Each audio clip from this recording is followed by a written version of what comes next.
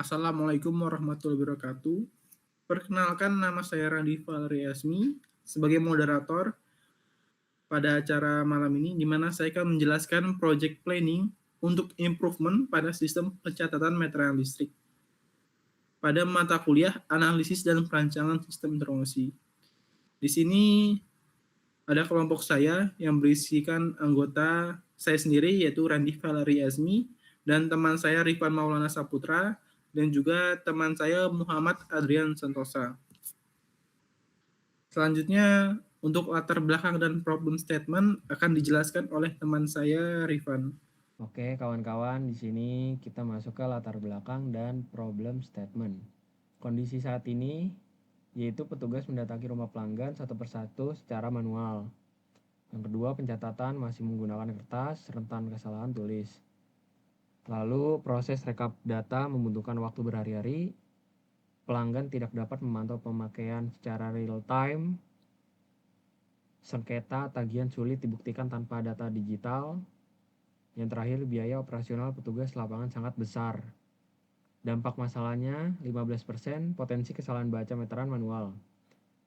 3-5 hari waktu rekap data per periode tagihan.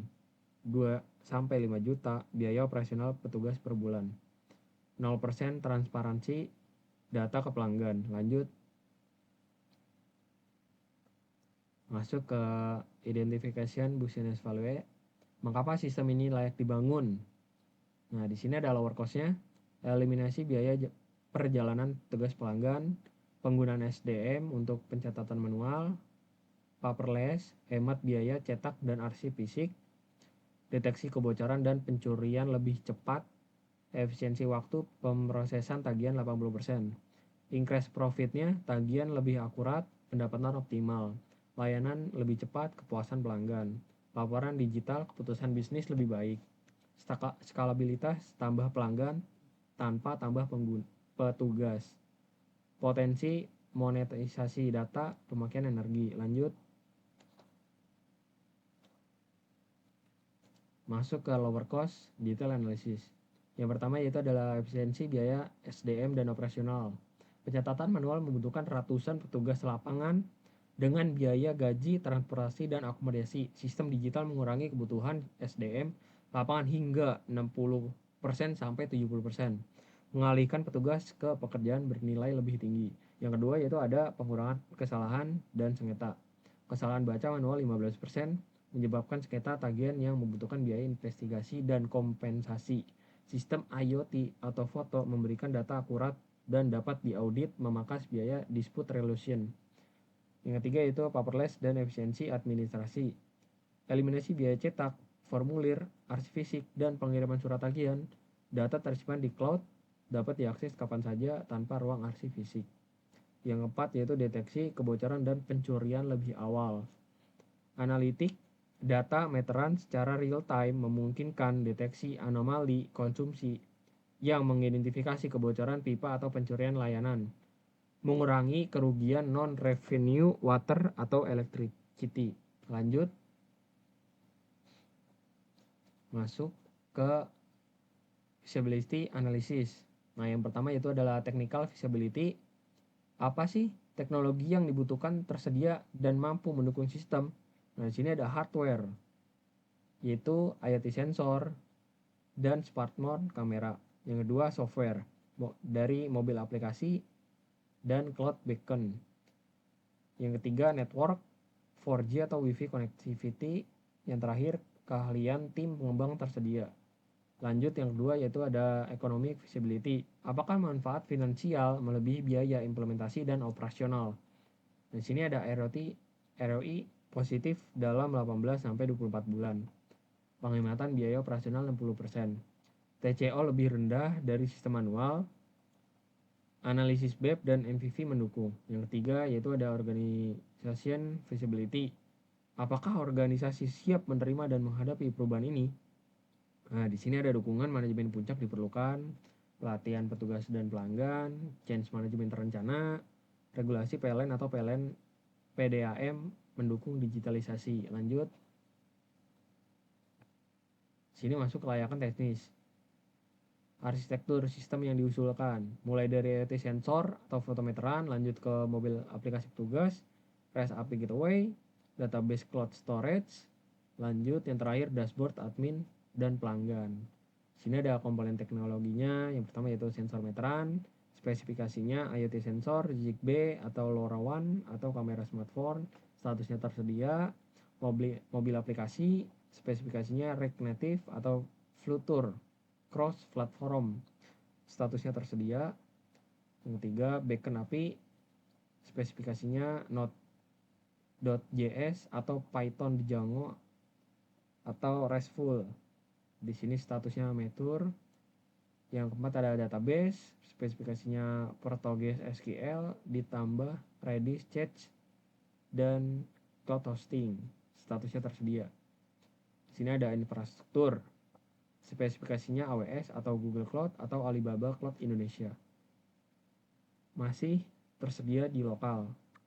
Di sini ada keamanan, spesifikasinya HTTPS, JWT out, enkripsi AES 256.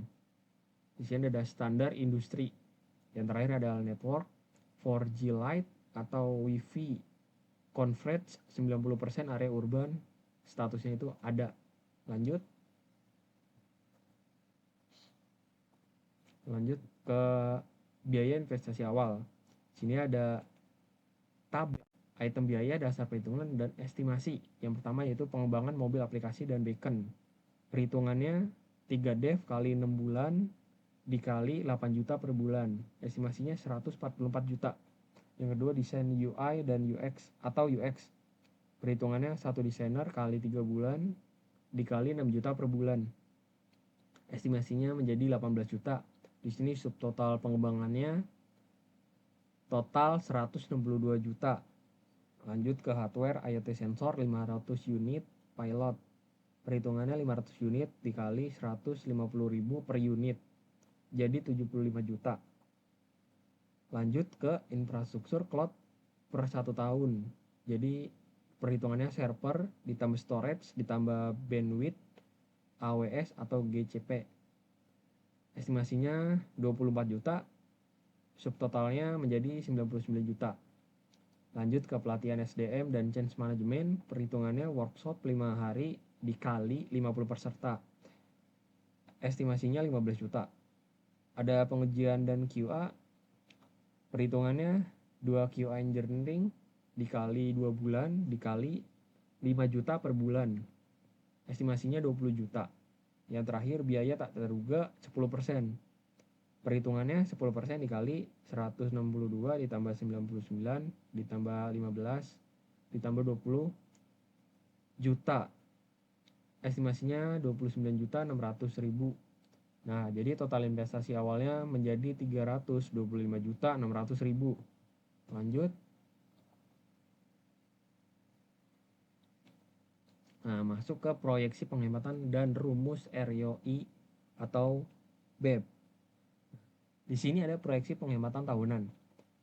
Tabelnya yaitu adalah sumber penghematan. Yang pertama, efisiensi biaya SDM lapangan. Perhitungannya 60% dikali 5 petugas dikali 5 juta dikali 12 bulan.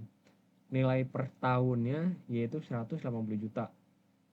Yang kedua, pengurangan error dan sengketa tagihan. Perhitungannya 15% error dikali 500 pelanggan dikali 64.000 dikali 10. Nilai per tahunnya yaitu 48 juta. Yang ketiga, efisiensi administrasi dan paperless. Perhitungannya 3 juta per bulan dikali 12 bulan. Nilai per tahunnya 36 juta, jadi total manfaat per tahunnya yaitu senilai 264 juta. Nah, jadi ini ada rumus-rumus perhitungan dari ROI. Total manfaat dikurang total investasi ditambah total investasi dikali 100%. Dan rumus BEP-nya total investasi dibagi manfaat per bulan. Oh ya maaf, ROI ini total investasi dibagi ya, bukan ditambah ya. Oke, jadi di sini ada total investasinya senilai 325.600.000, manfaat per tahunnya menjadi 264 juta, BEP-nya 15 bulan, ROI tahun keduanya 62%. Dilanjut.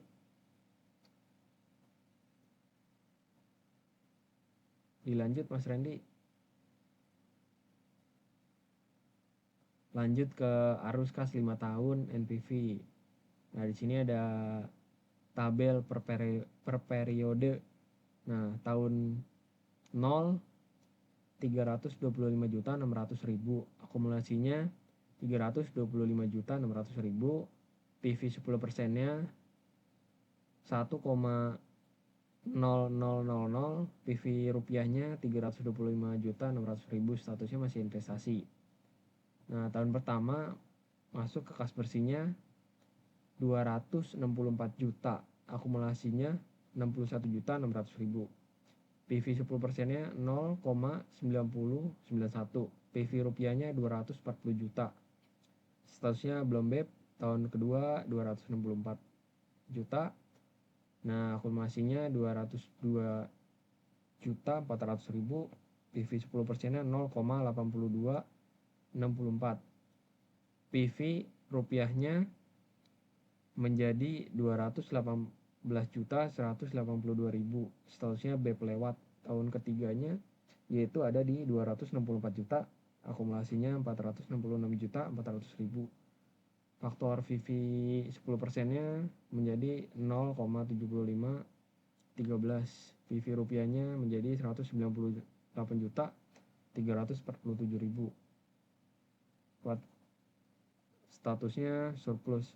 Tahun keempatnya bersihnya di 264 juta, masih sama, akumulasinya 730.400.000, PV 10%-nya 0,60830, PV rupiahnya 180.316.000, statusnya masih surplus.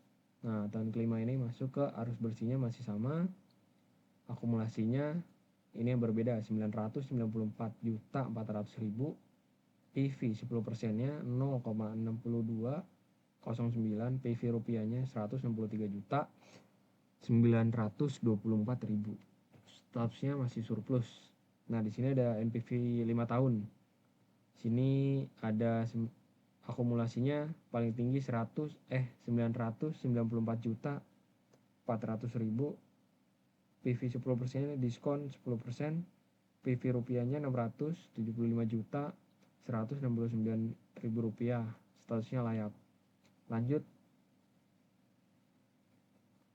Nah, di sini ada grafik akumulasi kas dan BEP. Nah, di sini ada grafik yang barisnya, yang garis itu ada merah, kuning, hijau. Nah, di sini hanya ada biru dan merah, maaf. Di sini ada merah tuh zona rugi, yang kuning tuh zona BEP, yang hijau zona surplus.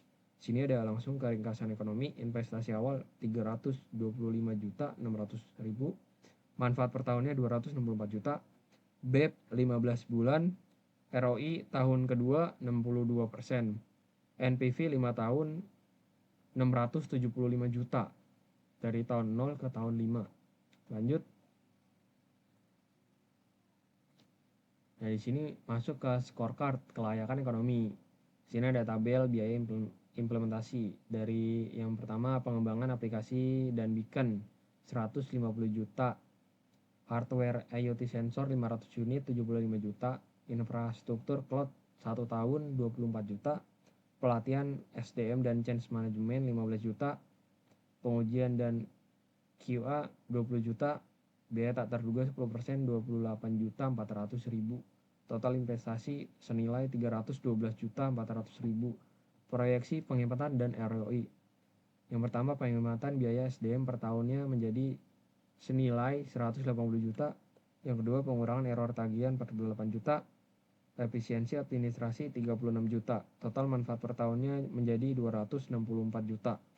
BEP 15 bulan, ROI tahun kedua 62%, NPV 5 tahun 10%, senilai 675 juta. Lanjut. Nah, di sini masuk ke kelayakan organisasi, stakeholder analysis. Sini ada stakeholder. Ada 5 stakeholder, dari mulai direksi PLN atau PDAM. Kepentingannya efisiensi biaya data akurat, dampaknya tinggi, strateginya sponsor utama proyek. Yang kedua, petugas lapangan, kepentingannya perubahan cara kerja, dampaknya tinggi, strateginya pelatihan intensif. Yang ketiga ada pelanggan, tagihan akurat, dan transparansi. Dampaknya sedang. Strateginya sosialisasi dan edukasi.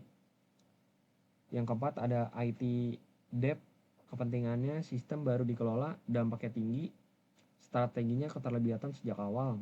Yang terakhir ada regulator, kepentingannya kepatuhan aturan data, dampaknya sedang, strateginya konsultasi regulasi. Nah, di sini ada rencana manajemen perubahannya. Yang pertama yaitu persiapan, komunikasi, visi, dan manfaat ke seluruh tim dan pelanggan. 2. Pelatihan, workshop penggunaan aplikasi untuk petugas dan admin. Yang ketiga, pilot, uji coba 500 pelanggan di satu area selama 3 bulan. 4. Evaluasi, review, feedback, dan perbaikan sebelum roll out penuh. Yang terakhir ada roll out, implementasi bertahap ke seluruh wilayah layanan. Lanjut.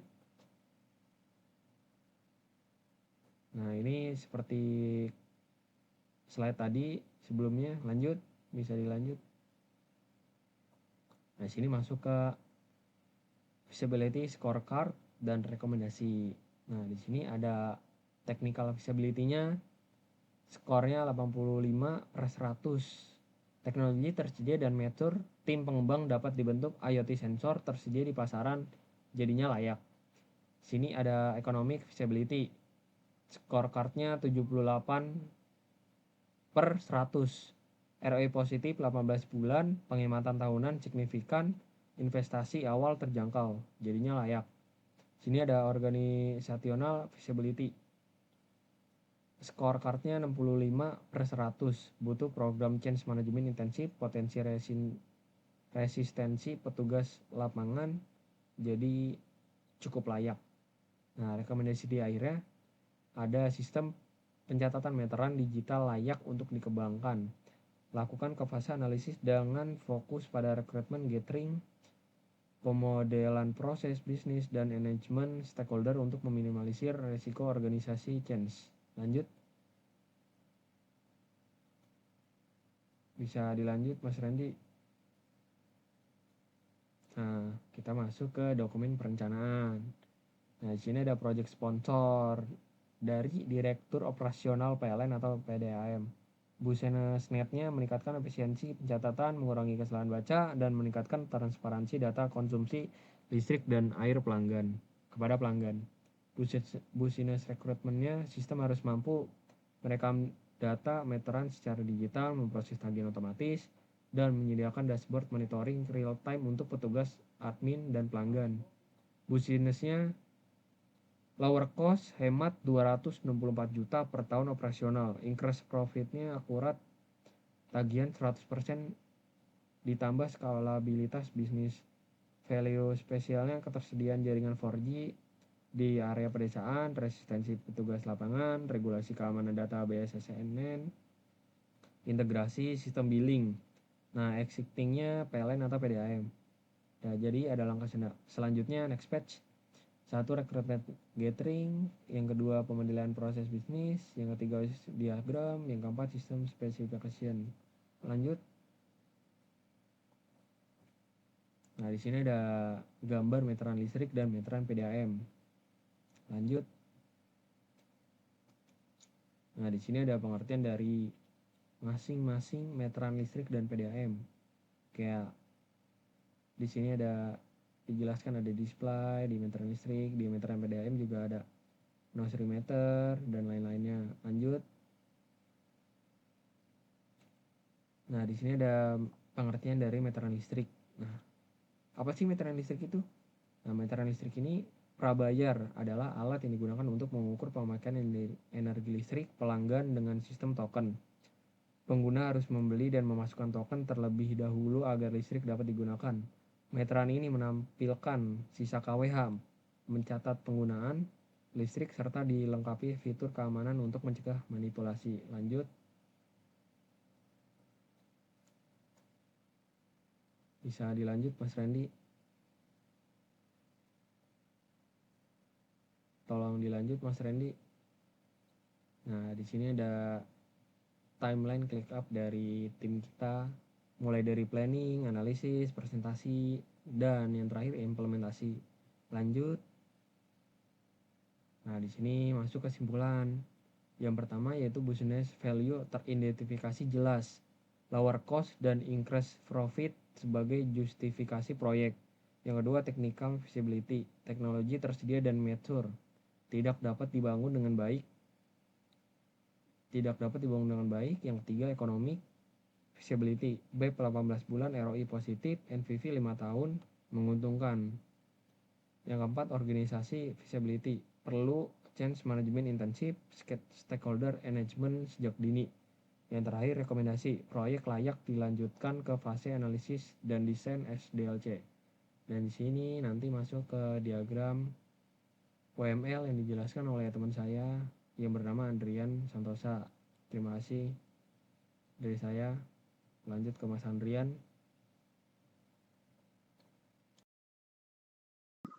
Halo teman-teman, kita akan lanjut menjelaskan tentang diagram UML, aplikasi pencatatan pengeteran listrik dan PDAM. Yang pertama itu ada use case diagram, dan yang kedua itu ada activity diagram, yang ketiga ada sequence diagram, dan keempat class diagram, dan yang terakhir ada ERD. Lanjut Mas Randy.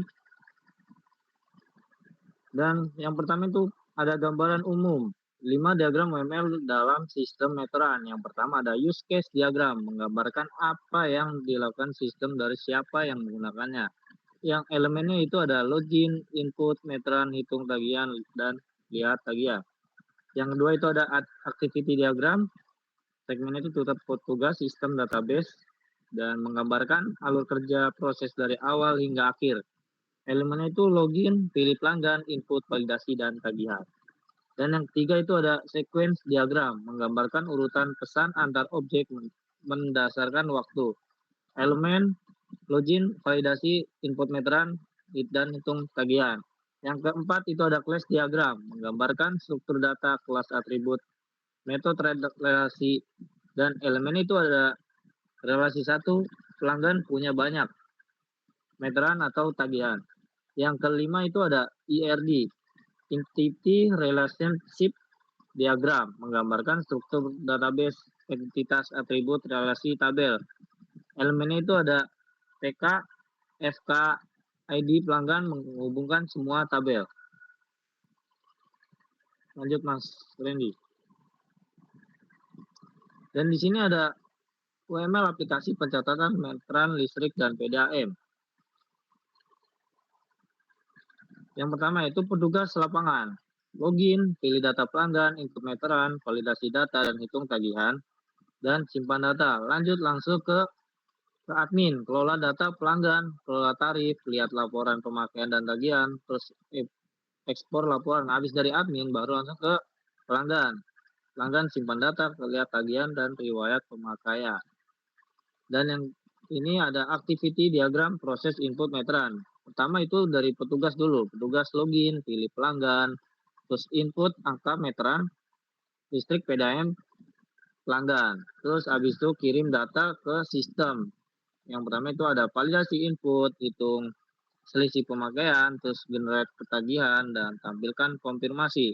Setelah itu langsung ke tabel pelanggan. Habis tabel pelanggan ke tabel meteran, habis tabel meteran ke tabel tagihan. Lanjut ke sequence diagram input meteran. Pertama itu dari petugas, lagi-lagi ke petugas ya teman-teman. Petugas, terus login ke aplikasi, habis dari login kita langsung ke pilih pelanggan. Pilih pelanggan, habis itu kita langsung ke input meteran, habis input meteran langsung kan tampilkan tagihan, hasil tagihan. Habis itu validasi, login berhasil, ambil data pelanggan, tampilkan data, dan simpan meteran, konfirmasi simpan, dan hitung tagihan. Habis itu langsung laporan ke generate tagihan. Lanjut Mas.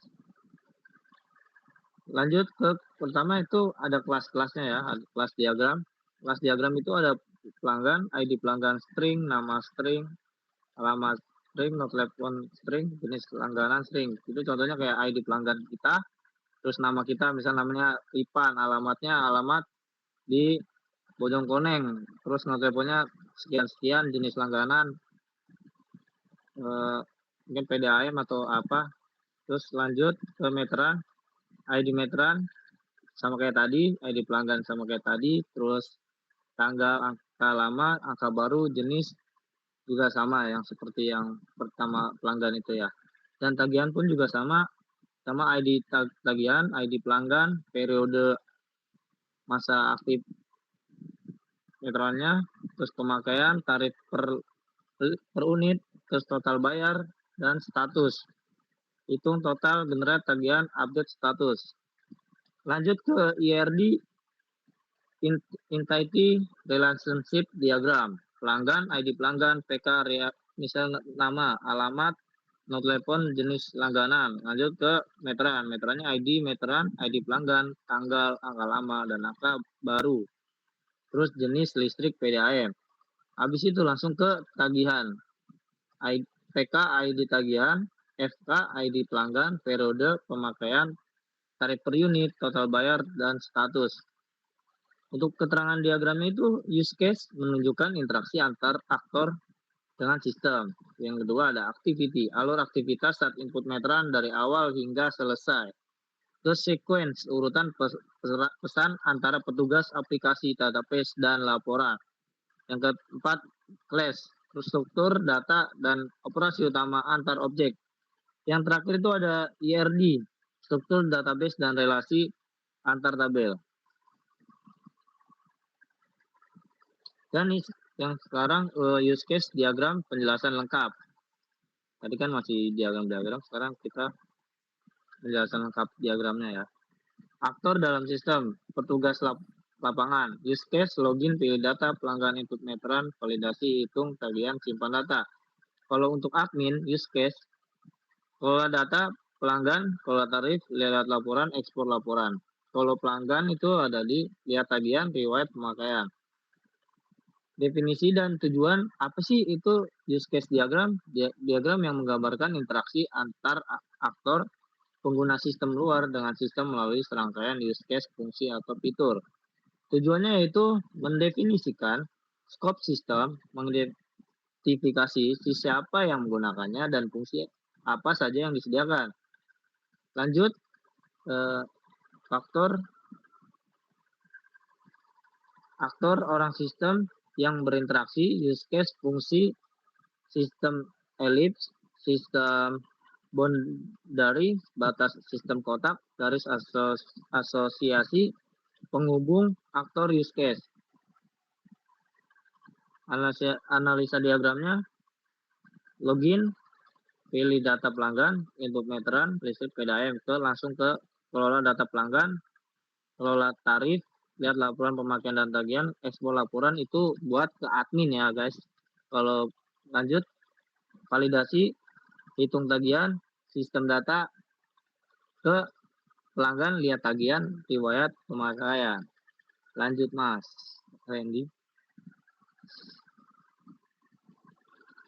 Yang ini kita akan menjelaskan deskripsi setiap use case. Use case login, petugas admin autentifikasi penggunaan sebelum mengakses sistem, pilih data pelanggan. Untuk petugas, memilih pelanggan dari daftar untuk dicatat meterannya. Input meteran listrik atau PDAM, untuk petugas memasukkan angka stand meter listrik atau air.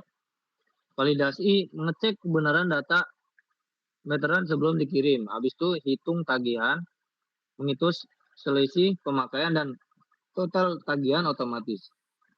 Habis itu lanjut ke simpan data untuk petugas, menyimpan data meteran dan tagihan ke database. Lanjut, kan tadi untuk petugas ya, sekarang ke admin ya. Yang pertama ada kelola data pelanggan, create, tambah, ubah, hapus, data master pelanggan. Terus kelola tarif, mengatur tarif listrik atau air pergolongan pelanggan. Habis itu langsung lanjut kita lihat laporan, melihat laporan pemakaian dan tagihan per periode. Terus ekspor laporan, mengunduh laporan dalam format PDF atau Excel. Habis itu selesai itu kita lanjut ke lihat tagihan. Pelanggan melihat detail tagihan bulan ini untuk pelanggan setelah tadi kita admin. Terus riwayat pemakaian pelanggan, melihat histori pemakaian listrik air berapa bulan. Lanjut Mas Randy. Yang kedua itu ada activity diagram proses input meteran ya. Ini ada tuh activity diagram proses input meteran yang kayak yang pertama. Lanjut aja kita jelasin ke Apa sih itu activity diagram? Diagram yang menggambarkan alur kerja, workflow, atau proses bisnis dari satu aktivitas ke aktivitas berikutnya. Mirip flowchart namun berbasis OOP. Elemen kunci yang bulat hitam, ini initial node titik hitam awal, yang kotak aktivitas, kotak rounded, terus ketupat decision, keputusan, percabangan, yang titik final node lingkaran hitam tebal, streamline pembagian tanggung jawab. Tujuannya itu memperlihatkan urutan langkah, proses, dan siapa sih yang bertanggung jawab atas setiap langkah streamline. Yang pertama itu ada alur proses dalam diagram ini. Yang pertama start login, tugas membuka aplikasi dan melakukan autentifikasi. Terus pilih pelanggan, pilih nama pelanggan, terus habis itu input angka meteran, lanjut memasukkan angka stand meter listrik atau PDAM, habis itu lanjut ke kirim data. Terus habis kita kirim data, kita langsung ke validasi input. Habis validasi input, kita hitung selisih pemakaian angka baru dan angka lama. Dan lanjut ke generasi tagihan. Tagihan dihitung otomatis dan disimpan ke tabel tagihan. Terakhir ada tampilkan konfirmasi N. Selesai. Sistem menampilkan hasil kepada penugas sistem. Lanjut Mas Randy. Dan yang ketiga itu ada sequence diagram, input meteran. Definisi sequence diagram. Pertama dari petugas, login ke aplikasi, terus pilih pelanggan, input meteran, tampilkan hasil tagihan seperti kayak gambar yang pertama. Dan lanjut, apa itu sih sequence diagram? Diagram yang menggambarkan urutan integrasi antar objek berdasarkan waktu, time order, fokus pada pesan yang dikirimkan antar komponen. Perbedaannya sih PS activity diagram itu ada, kalau activity itu alur proses apa yang terjadi. Kalau sequence itu siapa sih berbicara ke siapa dan kapan, urutan interaksi spesifik. Urutan diagram ini, petugas aplikasi login berhasil, petugas aplikasi pilih pelanggan, aplikasi pilih pelanggan, terus yang ketiga itu ada aplikasi database ambil data pelanggan, terus yang keempat ada petugas aplikasi input meteran, yang kelima aplikasi database simpan meteran, yang keenam aplikasi laporan hitung tagihan, yang ketujuh itu ada petugas. Lanjut Mas Randy. Kesimpulannya,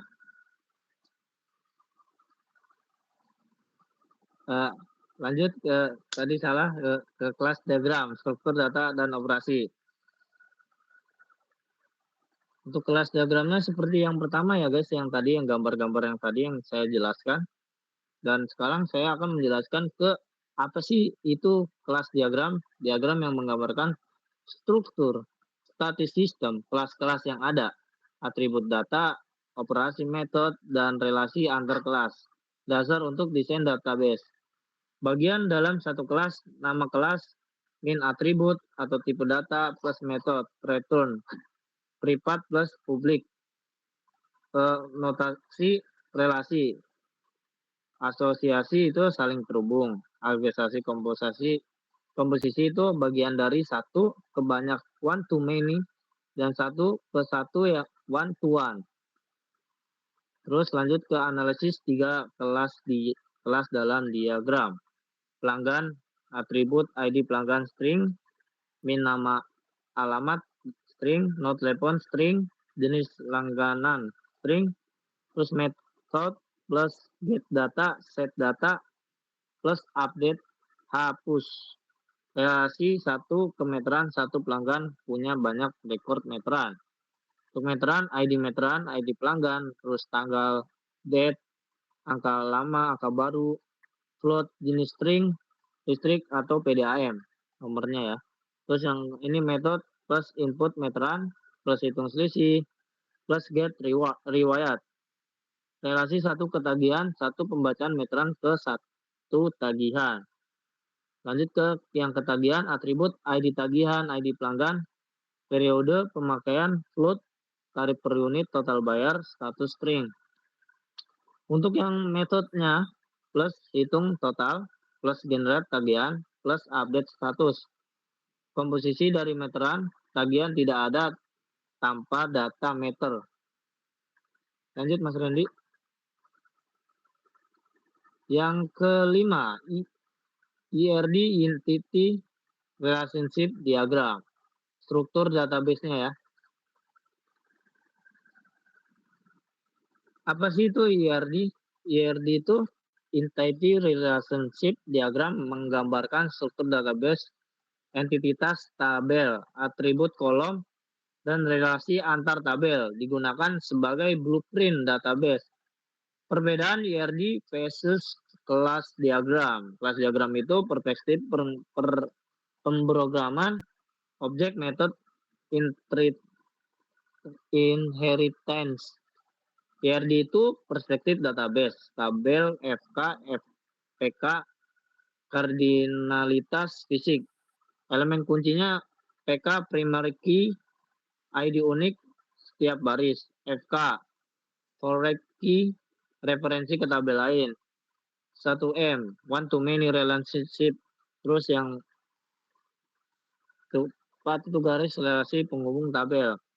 Manfaat IRD itu ada dasar pembuatan script SKI, SKL, create table, memahami dependensi data, dan perancang query join yang efisien. Analisis 3 tabel dalam IRD. TB pelanggan, ID pelanggan, FK, nama alamat, nomor telepon, jenis langganan. Tabel induk menyimpan semua data master pelanggan PLN PDAM. TB meteran, key-nya itu ada ID meteran PK, ID pelanggan, tanggal angka lama dan angka baru. Terus tabel transaksi pencatatan ID pelanggan, FK menghubungkan ke TB. Pelanggan relasi 1 pelanggan ke yang meteran lainnya. Terus ada TB tagihan, ID tagihan, terus ID pelanggan juga, terus periode pemakaian, habis itu lanjut ke tarif per unit total bayar status. Untuk tabel tagihan ini, ID pelanggan, FK, referensi ke TB, pelanggan, relasi ke satu pelanggan ke satu yang lain, M tagihan. Lanjut Mas Randy. Perbandingannya itu kapan dan mengapa setiap diagram digunakan. Diagram use case untuk phase SDLC analisis, perspektifnya fungsional, menjawab pertanyaan apa yang dilakukan, siapa yang pakai. Terus pembaca utamanya itu decline analisis. Lanjut ke activity analisis desain, proses alur, perspektifnya, menjawab pertanyaan bagaimana urutan aktivitasnya. Terus pembaca utamanya itu analisis dan developer. Yang ketiga itu ada sequence, desain, terus perspektifnya itu ada interaksi waktu, menjawab pertanyaannya siapa sih yang mengirimkan pesan apa dan ke siapa. Pembaca utama itu developer, arsitek. Dan yang keempat itu ada class, phase SDLC-nya itu desain, perspektifnya struktural OP, menjawab pertanyaan kelas apa yang ada, relasinya bagaimana. Terus yang pembaca utamanya itu ada developer DBA. Terus diagramnya IRD, phase SDLC-nya itu desain, implementasi, perspektifnya database, menjawab pertanyaannya tabel apa, kolom apa, relasi dan relasinya bagaimana. Itu pembaca utamanya ada di DBA developer. Rangkuman cara membaca UML sistem meteran ini, mulai dari use case, pahami siapa yang pengguna dan fungsi apa yang tersedia. Baca activity, kita tuh harus memahami alur proses dari awal login hingga tagihan yang dihasilkan. Terus sequence, pahami urutan pesan antar petugas, aplikasi, database, dan laporan. Yang keempat itu ada pahami struktur data, kelas pelanggan meteran, tagihan, dan relasinya. Terus yang terakhir ada pahami implementasi database, tabel, PK, FK sebagai blueprint SQL. Lanjut Mas Randy. Ini akan dilanjutkan ke Mas Randy ya. Terima Baik. kasih. Baik, terima kasih Mas Adrian atas penjelasannya sebelumnya, dan juga makasih atas penjelasannya juga untuk Mas Rifan ya, sangat baik. Selanjutnya saya akan menjelaskan tentang tampilan menu prototype yang mobile yang ada di HP untuk petugas lapangan. Di sini untuk tampilan yang di aplikasi yang digunakan di handphone, pertama bisa kita lihat dari pojok kiri ya. Ini adalah tampilan loading untuk masuk ke dalam aplikasi pencatatan meteran listrik atau PLN. Ini ada menu loginnya, lalu di sini ada tampilan menu utamanya dari petugas lapangannya. Selanjutnya petugas lapangan dan admin juga bisa mengakses data pelanggan. Di sini bisa kita lihat ya, ada Pak Budi, ada Bu Siti, Aisyah, Rudi, dan beberapa pelanggan lainnya. Selanjutnya, admin dan petugas lapangan bisa melihat detail pelanggan dari ID, nama, alamat, tarif atau dayanya, dan juga nomor meterannya, dan merek tipenya. Di sini petugas maupun admin bisa menginput atau mengedit data meterannya.